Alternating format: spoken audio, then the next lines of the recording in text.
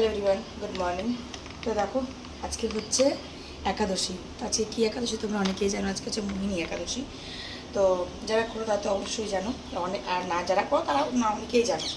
তো আমার গলায় তুলসী মালা ছিল, সেই মালাটা নষ্ট হয়ে গেছে। পাপা সোনার গলায় আছে, দেখতে পাচ্ছ এই যে। তো এটাকেও আজকে চেঞ্জ করবো, কারণ এটাও ছিঁড়ে গেছে, ঠিক আছে। তো এটাও আজকে একাদশী বলে আজকে দুটো মালা রয়েছে। পাপা সরো, পাপা সরো সরো, তুমি এদিকে সরে এসো, আমার কাছে পাশে এসো এখানে। তো ছিঁড়ে গেছে যখন, তখন ভাবলাম চলো তো চেঞ্জ করে নেওয়া যায়। তো আমারটা নষ্ট হয়ে গেছে অনেকদিন হলো। চলো আজকে আমি তুলসী মালাটা ধারণ করছি তোমাদের সামনেই। হ্যাঁ, তো এটা আমার মনে হয় একদম মানে খুব টাইট হবে। তো দেখা যাক কী হয়, যাই হোক না কেন।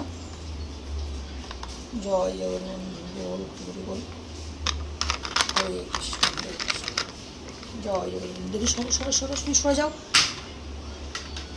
ও সামনে থাকবেই।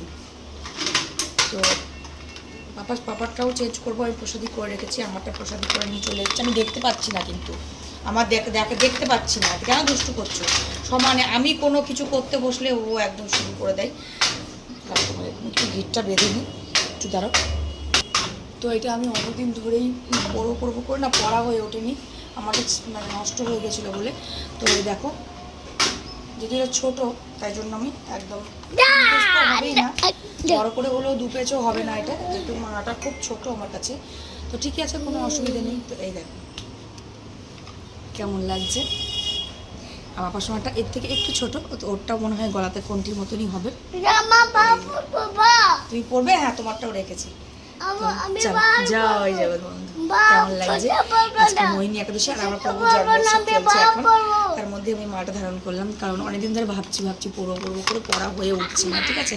তো আজকে দিনটা ভালো দেখে ধারণ করে নিলাম প্রসাদী করে। ভালো হয়েছে কিনা অবশ্যই কমেন্টে জানাবে। টাটা।